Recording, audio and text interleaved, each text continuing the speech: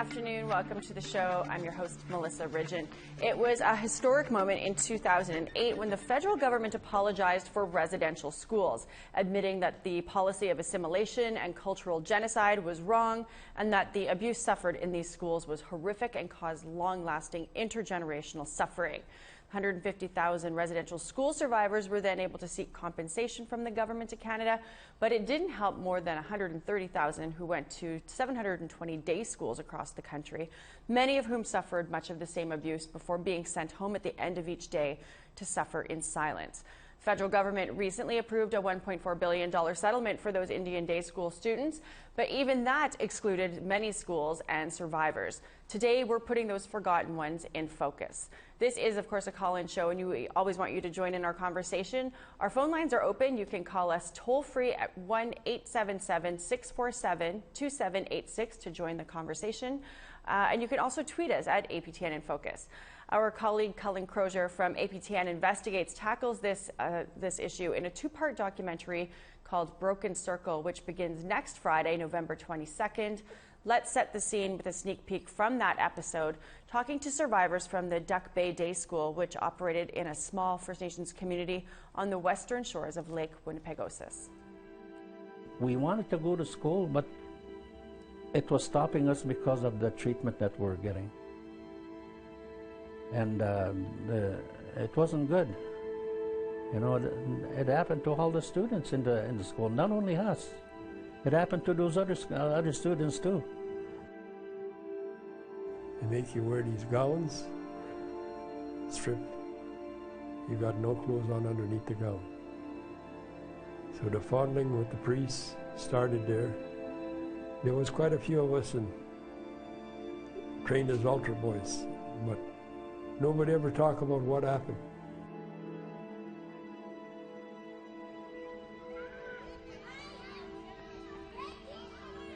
The allegations are disturbingly familiar. Indigenous children abused, raped, tortured, all while attending school here in Duck Bay, Manitoba. The old four-room schoolhouse has long since been torn down, but for the students who attend it, its memory still casts a dark shadow over the community. Either abused physically, mentally, sexually, you name it. The same thing that happens with the Indian day schools, the residential schools, we were treated the same way. No difference.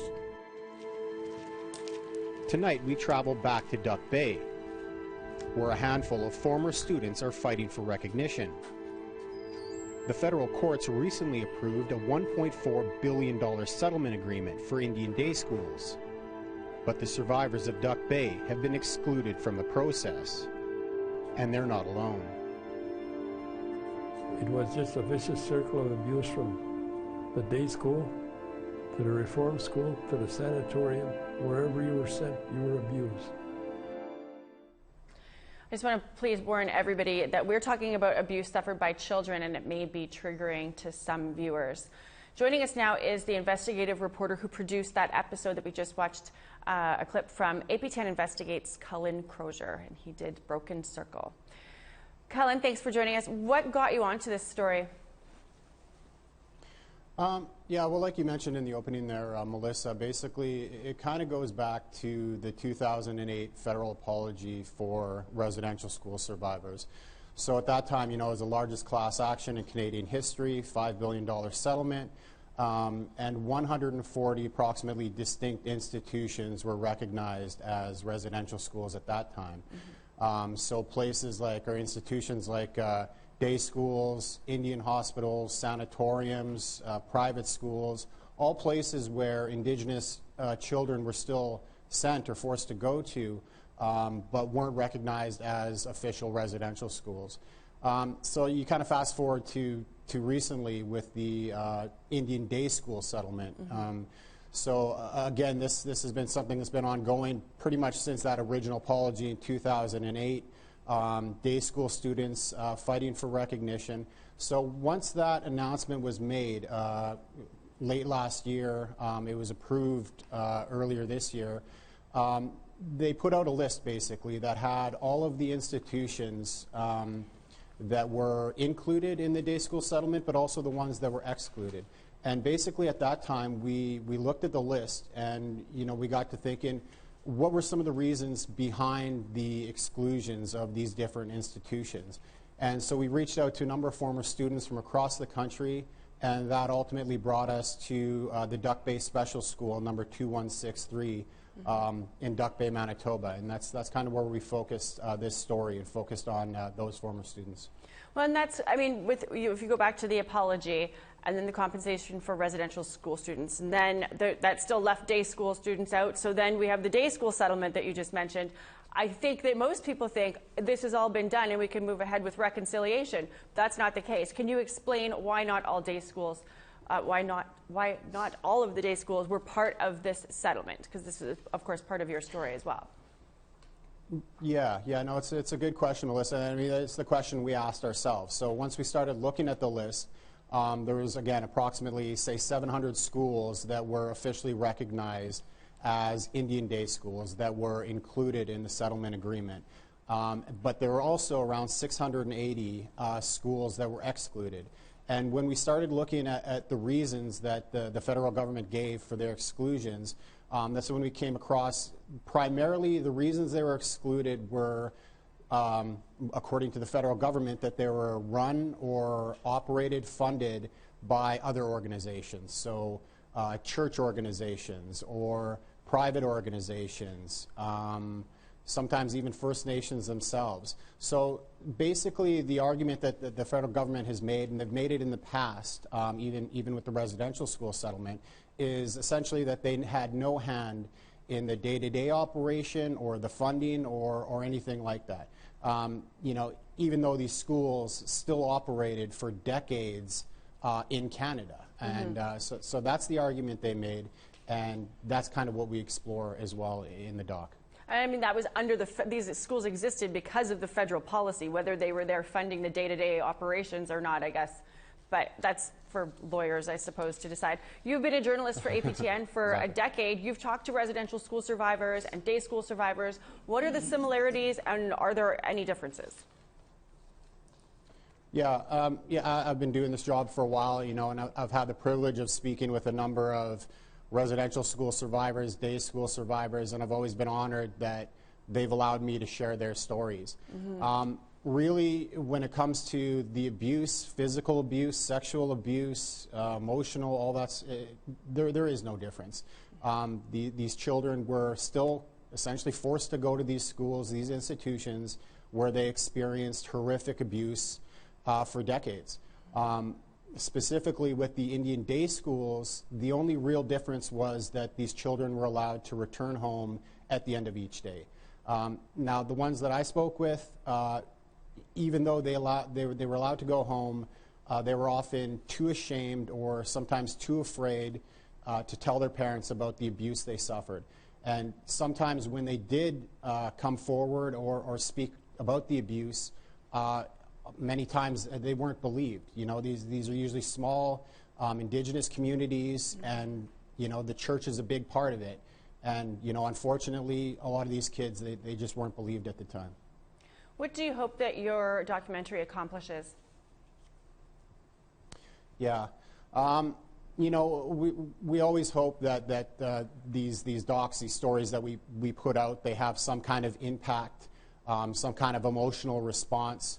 With the day school survivors, residential school survivors that I spoke with in the past, people that have been excluded from these types of historic settlement agreements, one thing that I keep hearing over and over is more than compensation, what they really want is to be acknowledged, mm-hmm. to be recognized. They want recognition. These were children who were abused for decades, again, and Canada, a large part of Canada still unfortunately doesn't believe them or hasn't heard the story. So number one, they just want to be recognized. And I think if this documentary can just kind of help them in that pursuit of justice, then I've done my job. Thanks so much for taking the time out to join us today. That's Cullen Crozier from APTN Investigates. He's got a two-part documentary coming out November 22nd, November 29th. That's on APTN Investigates, right after APTN National News in the evening, looking at the forgotten survivors of Indian day schools. We need to take a quick break, but when we come back, we're joined by some of the survivors from the Duck Bay Day School who are featured in Cullen Crozier's Broken Circle. And I just want to, again, say that there's a warning that some of what you might hear, you might find triggering. If you need support at this time during our show or after, you can call the Truth and Reconciliation Commission crisis line, 1-866-925-4419. We'll be right back.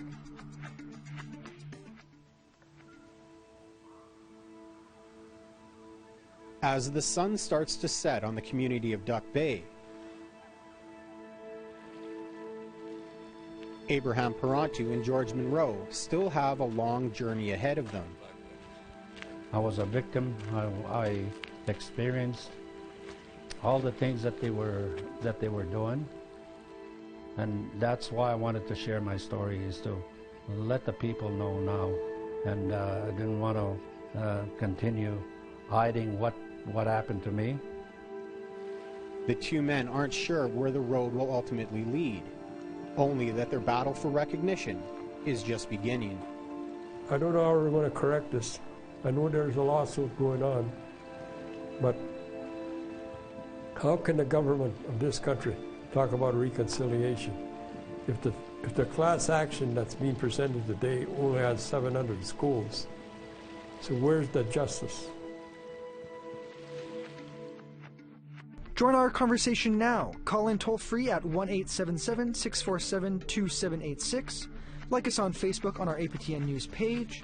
Follow or tweet us at APTN InFocus, or send your thoughts to infocus@aptn.ca.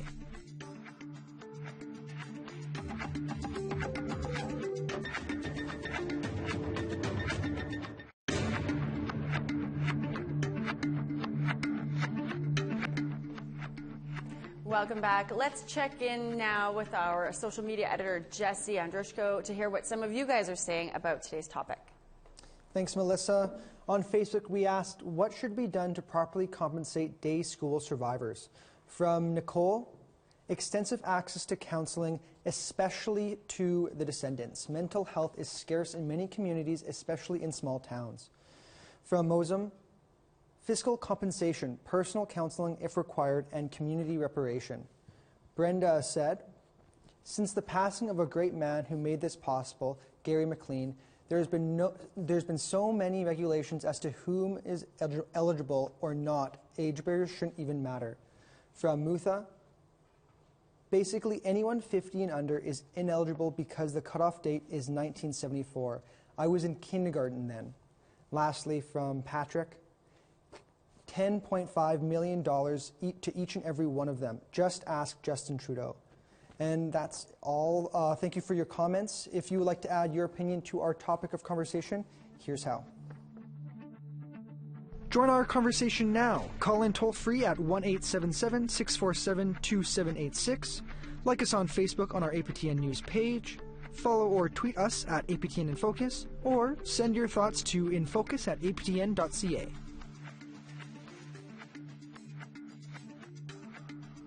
Joining us in studio is George Monroe and Abraham Parantu, who went to Duck Bay School, as well as Ray Mason.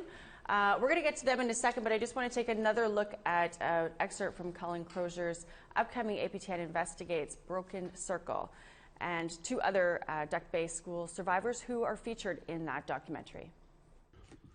Most just wanted the chance to share their stories, something that has been denied to them for far too long, of the children they were and the harms they endured. They used to put my hands in salt water and then give them the strap, and they were just swollen. And I was only a kid, like no pity, especially that guy teacher always giving me strap. I used to work a lot for the nuns like cold water and that. And then one time I accidentally knocked the statue, Blessed Virgin Mary, And then they really got mad and they burnt.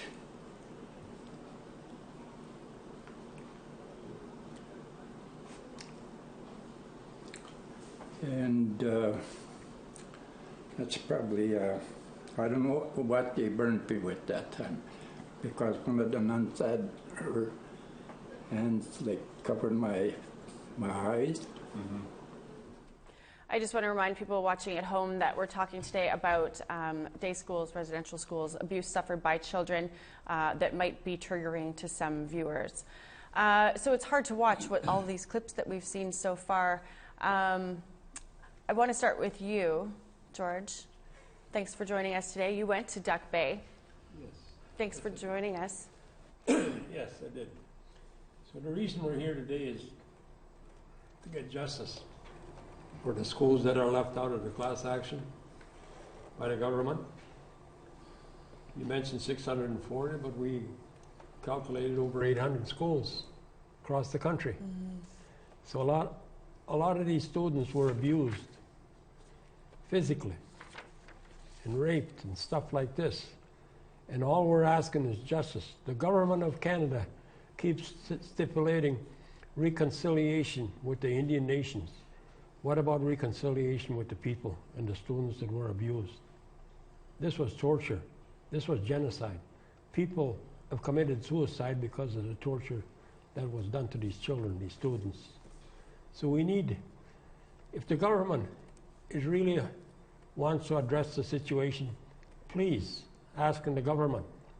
They want to work with Indigenous nations, work with the students. We are part of those nations. So we need justice. If the government is honest about reconciliation, then justice for these students should be done. Thank you. I wanted to ask you, George, so, I mean, there's residential school students have been compensated, day school students have been compensated, but according to your guys' research, that's less than half of the people who actually went to any of these schools. So where does that leave us, I guess, in terms of reconciliation if we're only acknowledging half of our wrongs? Well, this is the problem. Residential school is not complete. The day school class action is not complete. They're both flawed. Mm-hmm. You've got the 60 school. You've got children under care. We are the last group in this country that were abused and tortured, and we need justice. If this government is serious about reconciliation, let's see the justice put on the table for these students across this country. Abe, can you share with us, you went to Duck Bay School as well? Give us a little bit of history. I was born in Camberville and moved to Duck Bay at age 5 and lived there with my family most of my life. I started school in 1952 in a log building that was constructed in 1929. After completing the first year of school, us students received a medallion and a picture of Queen Elizabeth. In 1953, I was in school after the year in school, and then we were transferred to a theater adjacent to the church due to crowding in that log building that we went. The priest was in charge of the school and also as a teacher. All students were asked to participate hallwood into the theater so the school would be kept warm in winter. In 1954, when the new school was completed, we all got transferred to that school, and shortly afterward, we started experiencing unusual treatment from the Roman Catholic Church, nuns, and priests. For me, the abuse lasted from 1952 to 1959, at which time I dropped out of school and worked with my dad. At that time, it was limited to the kind of work I could handle due to the severe physical abuse I encountered while in school by a teacher. Frontier School Division took over in 1965, and it took a few years to phase out the nuns and the priests before they fully took over the school. The abuse we were not allowed to speak our native language anywhere in a school or school grounds. We were called savages. At one time, when I heard that name, one of the nuns, they said, "Les sauvages." So my mom understands a little bit of French. So that day I went home and I asked my mom. I says, "Mom, what does "les sauvages" mean?" "It means you are a savage Indian." And then I couldn't, I was stunned. But anyways, we were also detained in school without lunch and locked in a classroom until the school started at 1 p.m. Some students got whipped in their behind with their pants pulled down in front of the classroom so they could shame the student. Strapping students using a thick leather horse harness, a 3-foot roller or a board or a pedal or a rubber boat stick, hands, anything they could that could hurt the students, they would use. Anything that could hurt the students. And if they caught the students speaking their language, and they would get punished right away. Mm-hmm. And that's where the punishment would come from. If you refuse to haul wood, for example, in school for the furnace at school, you would be punished. They would also threaten the family to cut off the family allowance, or call the Children Aid Society to apprehend the children. This is their way that was their method they used to overpower the students and also the families that lived in there. Mm-hmm. I'm sure a lot of other things happened to students before us and afterward. And I'm sure from 1929, when the students started schools in this old log building, and that's where I started school when I was in 1952. Mm-hmm. I started school in that old log building that we have here somewhere in a picture, and George and I went and walked around there, and we found that old bucket stove in that yard where we went to school.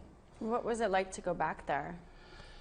It was kind of it was kind of hard. It was hard, and we felt this is where everything started, and it was hard for us because we sort of got emotional when we were looking at that, all the whole bucket stove and everything, thinking back what happened to us when we first started school in that little log building. It was very hard, not only for me but for all the other students also. They received a lot of abuse, and as you all know, the program that's going to be aired on the 22nd and the 29th, it will stipulate what we went through. Yeah, and we'll meet some other survivors on that episode Yes. as well. Ray, you didn't go to Duck Bay, you went to Peguis. Yes. Tell us a little bit about the legacy of that in your life.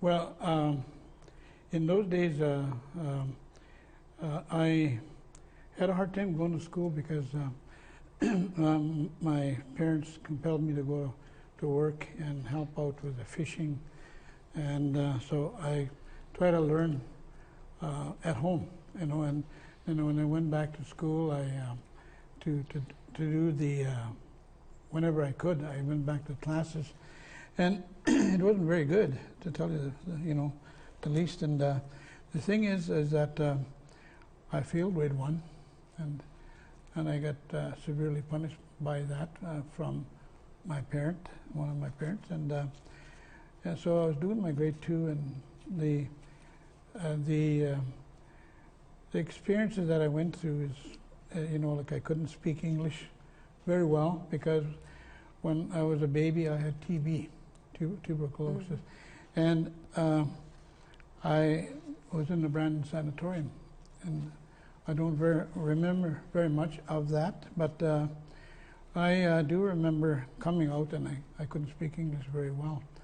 And when I did go to school, I got strapped. I had my tongue pulled and pinched because I couldn't speak English, and I tried, and also because of not being able to speak proper English, I was made to stand in front of the classroom, in the corner with my hands behind my back and balance a book on my head, for hours. And then sometimes then after that I had to write, it seemed like countless lines of I will never speak Indian again. I will never speak Indian again. And and that, plays a very traumatic experience and a role in my life. Not only that, but being sexually abused by the teacher. So I don't want to go into the details of that, but I couldn't have relationships with my female friends and ladies, and I was quite old by the time I was able to get married. And why? Because I was afraid of women, girls, and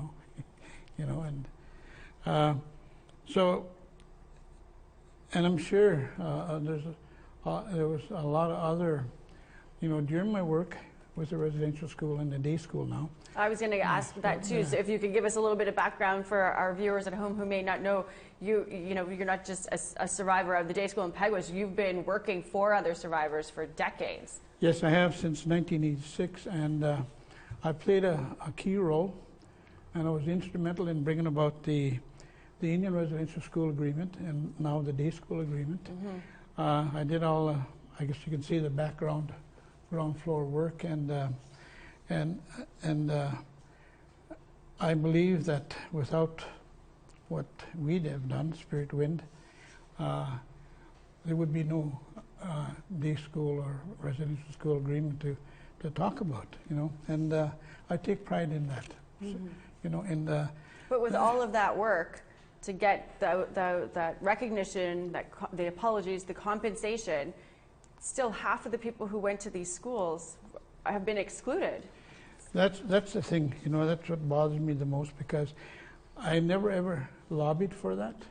I lobbied to include all survivors, because when I set out my task back in 1986, I said I would never rest in peace until every survivor in Canada receives what they deserve, and that is justice, financial compensation, and an apology for what we were put through, and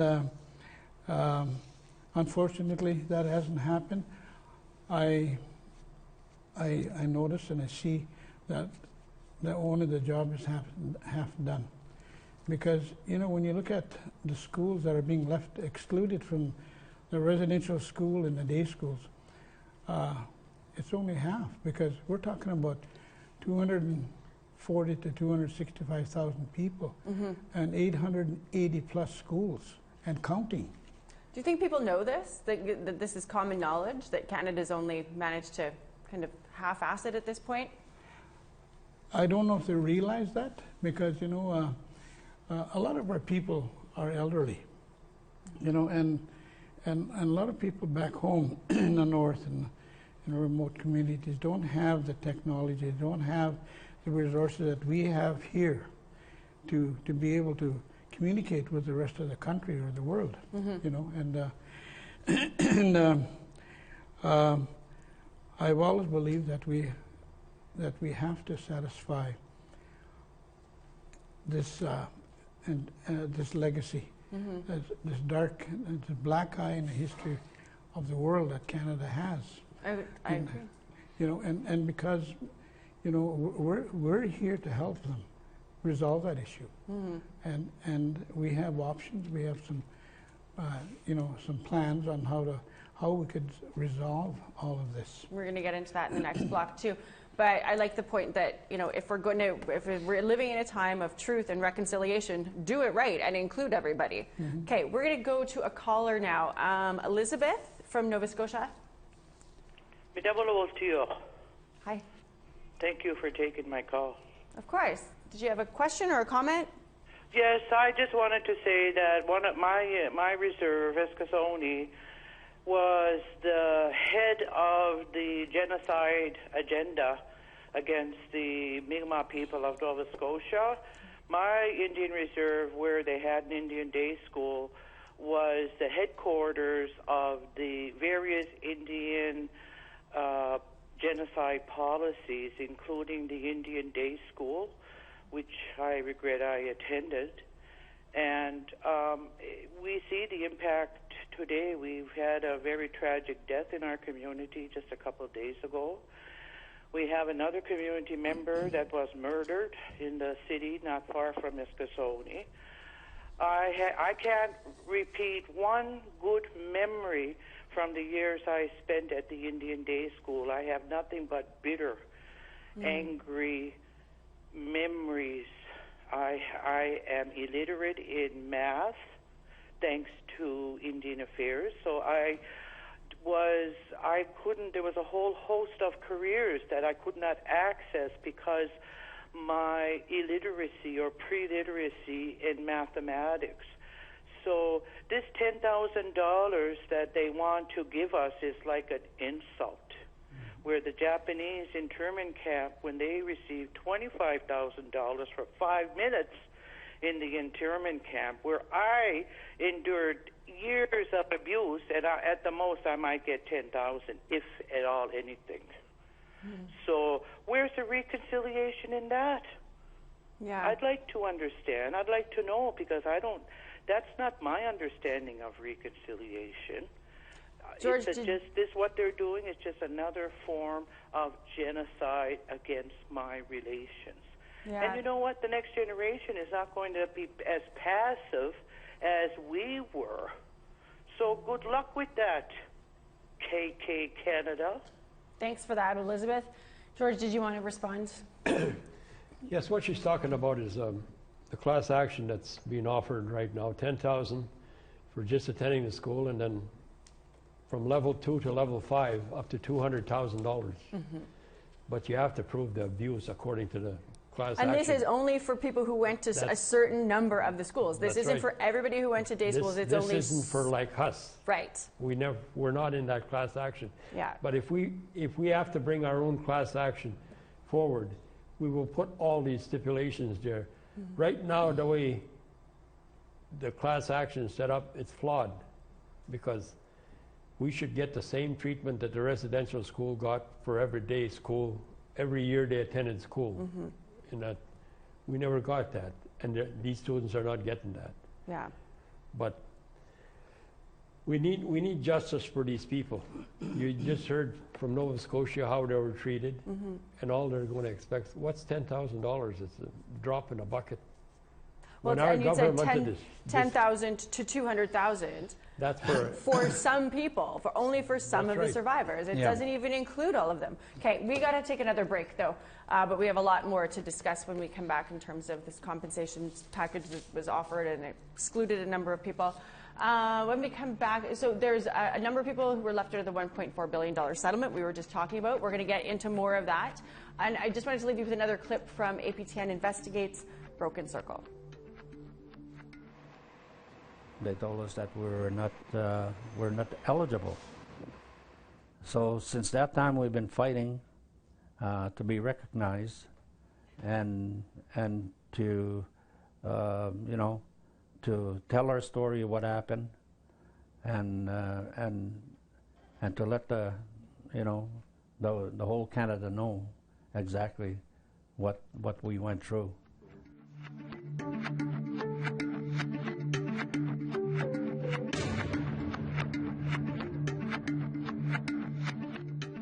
Welcome back. Today we're talking to day school survivors who went to schools left out of the Government of Canada's $1.4 billion day school settlement.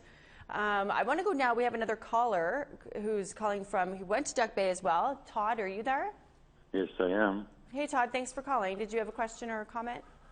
Well, I just wanted to share that, the show is somewhat triggering to me because listening to George, Ray, and Abby, I know I've spoken to both George and Abby. I know them.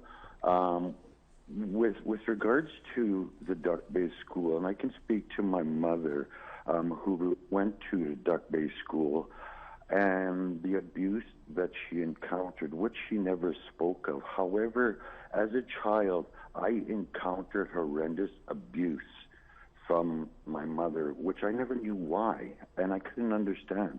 And my mother would never speak of it. However, some family members, shared little bits of what had taken place in the school. When I was 40 years old, my mother finally apologized to me for the abuse that she put me through. And it still didn't make sense to me, but when I turned 50, which was in May of this year, I had taken my mother to she needed to go somewhere where she met up with her cousin.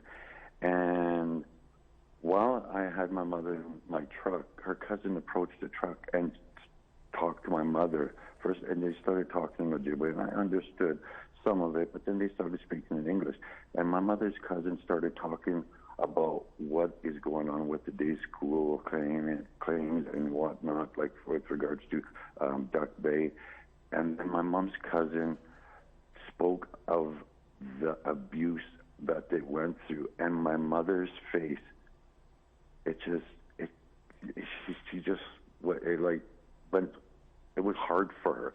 And I, right there at that moment, broke down, and I knew that this is why I experienced this intergenerational trauma. So my thing is that there needs to be, the government needs to put their hand in this. It needs to be heard, the reconciliation, justice needs to be brought to the day school claimants so that they can have justice.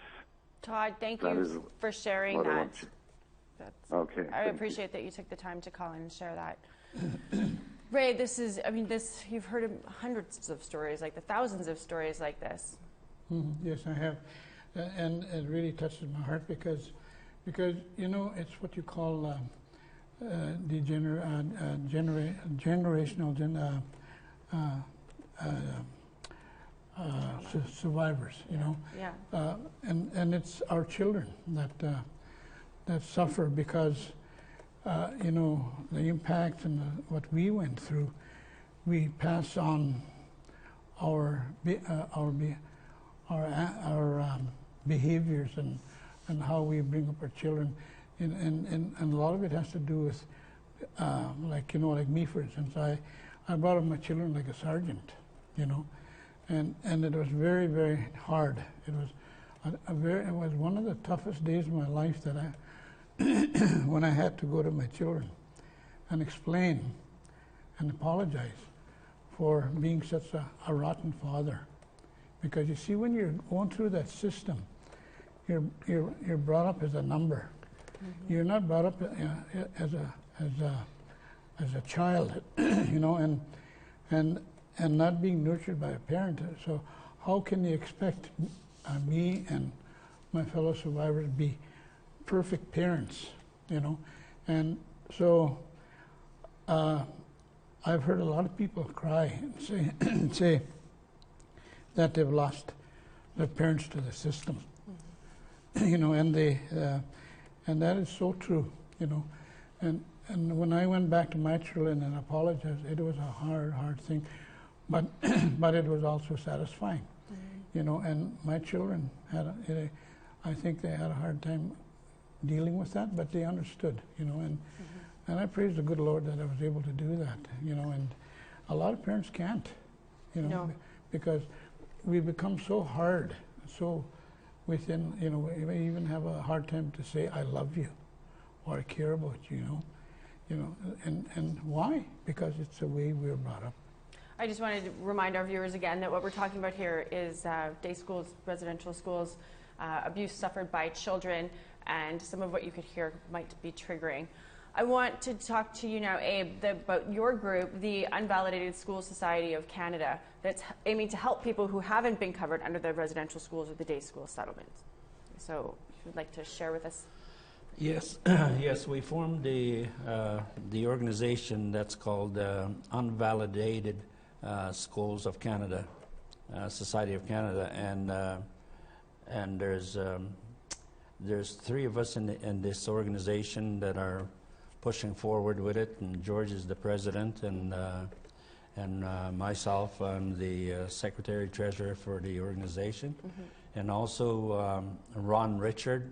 He's also involved with the people in Camperville, and he's got a lot of issues out there, and like any other community across Canada. So we're here to try to get justice for these students, for the students across Canada, and we're trying to get our dignity back, the way we used to live before, without no interference from government or something like that. We had a happy life and everything like that, but it was all taken away when we went to school, and I'm sure it happened to a lot of other students in different provinces, like the one that was talking. Elizabeth, who'd called from Nova Scotia. From Nova Scotia. So those kind of things, they interact, and we want to reconcile that the abuse and the extreme physical abuse, etc., for everybody. And we're not here really for the compensation itself, because we're here to try to get our dignity back and our way of life, the way our culture is supposed to work, and But can the government even give that back? I mean, who could give that back to you? It's been taken. I don't know that it can be given well, back. the government could give that back if they would, sit down with us and come up with some kind of a blanket statement with everybody to be involved in this. Or at least an apology for taking it away. And an apology to say that I'm sorry we took your dignity away, your way of life, and we'd like to apologize for that, and etc. So those kind of things would help us quite a bit, and we could move forward and close this chapter if the government decides that if they want to compensate these people that went through a lot of trauma. Like the gentleman from Duck Bay said, that it escalated to generations, right? So we have to do something about that. And so what are we doing? Where are we at? Well, okay, moving forward, the BNA Act vested in Parliament jurisdiction and legislation to respect Indians and lands reserved for the use of Indians. The existing legislation provided the basic for extension provincial services to Indian people, which supersedes the Indian Act and provides a legal basis for the federal administration of Indian affairs. And in our treaty, the wording says Treaty 4 to 5, and further, Her Majesty agrees to maintain schools and instructions for such reserves hereby made by her government of the Dominion of Canada. It does not mention any provinces, but we are fighting for the provinces and the church to be involved in this class action. So that we should get back up a little bit. So there is a class action suit that's been spearheaded by the Unvalidated School Society of Canada to get together the people who have been left out of these other two settlements, but who went to day schools and suffered these same abuses. Where are we at with the class action suit? How many people are involved? Well, so far we've talked to 3 law firms. We don't know which one we're going to go with yet until they give us a preamble of what they're willing to do with us to work with the unvalidated day schools across Canada. And we have to get all the schools together. if they want to be part of this class action. Like I say, the provinces are left out, the churches are left out. They get a slap on the wrist for the abuses that took place. And the government of Canada is saying, these weren't our schools. We had handed these over to the provinces or to the churches to run them, so it's not our responsibility. What do you guys want from the federal government? Well, we want them to classify the jurisdiction. The class action that's taking place right now by Gowling is only unreserved day schools. Right. But we are reserved. Duck Bay signed Treaty 4. So those schools were built on treaty. Camperville School was built on Treaty 2 territory. Those treaties are still in place. We never surrendered no land or treaties. Maybe a band was moved from one First Nation to another, but it's still, we still owe jurisdiction entitled to those treaties. So the government, the Dominion of Canada, is responsible. We have written letters to the Governor General, to the Crown Indigenous Relations, Carolyn Bennett, to Seamus O'Regan, which his responsibility is education, and he pushed that aside. He said, this is not my department, it's Crown Indigenous Relations. And as far as the Crown is concerned, Ms. Pyatt stated, I do not get involved with government business. It says here, the Dominion of Canada, Her Majesty, we are students. Under the Indian Act, we are wards of the state. So under the Indian Act, we are still incompetent to run our own affairs. So the government in this country owes obligation to these students and the people and the provinces to be held accountable for all the abuses that took place regarding these students and day schools across Canada. We are almost out of time. I'm going to give you, Ray, the last word here to wrap it up for our audience. First of all, I want to mention, I want to state my position with these two gentlemen and the organization. I will be working in tandem with them and as an advisor, consultant, and because of the fact of my extensive work that I've been doing since 1986, and I went through 2 class actions, so I've learned a lot. I would imagine. You know, so and I went through a lot, you know, and so therefore I offered my help to these two gentlemen. It happened at the hearing, May of 13th, 14th, and 15th of last year. And in closing, I'd like to reiterate some of the stuff that was said. That it's very, very hard when we can walk around and say, well, I got compensated for residential school. And I'm looking forward for compensation for day school because I went to both of them. But what about my sisters and brothers, my family, the rest of my family that went to schools that did not make the day school or the residential school? And Canada knows well enough that they have done us wrong. We've proven that twice, you know, with the previous two class actions. And we're here to try and work out a deal that would satisfy all these different types of schools that we're talking about here today, so that we do not have to go to court for each segment for the provincially owned school, the church-owned schools, because you know it's time consuming and it's very costly. But if they didn't do it already, do you have any hope that they're going to do it now? Well, that's all we have is hope and drive. And you know, and like I said, Canada must do the right thing, and they have to satisfy, because without that we will not have true reconciliation in Canada. That's it. Yeah, like we've got to go. We're wrapping up here. I'm sorry, we've run out of time. I want to remind everybody that for more on this is all covered in APTN Investigates Broken Circle. It airs Friday, November 22nd and 29th right here on APTN. I have to say thank you so much to you 3 guests for taking time out of your day to come and discuss this. I know it's an awful conversation to be having, and I can't believe we're still talking about this in 2019. Thank you to our audience and our callers who've called in. If today's topic was triggering and you need to talk to somebody, you need support, you can call the Truth and Reconciliation Crisis Line at 1-866-9 925-4419.